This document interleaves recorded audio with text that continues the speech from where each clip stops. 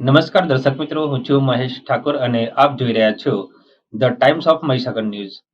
નજર કરીએ આજના મહત્વના ઉન્નતિ માધ્યમિક શાળા હીરાપુર ખાતે દેશની આન બાન શાન સમાન રાષ્ટ્રધ્વજને સલામી આપીને ગ્રામજનોને શુભકામનાઓ પાઠવી.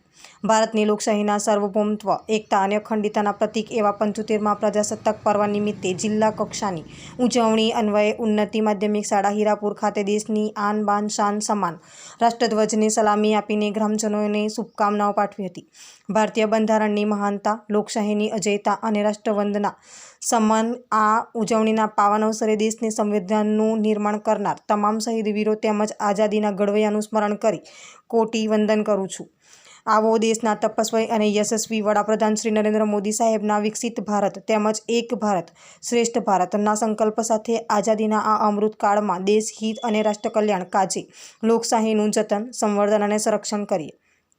આ પ્રસંગે સાથે જય પ્રકાશ પટેલ સાહેબ અને પાર્ટીના વરિષ્ઠ આગેવાન શ્રી દાનજી કાકા ભાભોર પણ હાજર રહ્યા હતા. આપના વિસ્તારના પડે સમાચાર જોવા માટે અમારી channel the Times of Mahisagar ન્યૂઝને લાઇક, શેર અને સબસ્ક્રાઇબ કરો.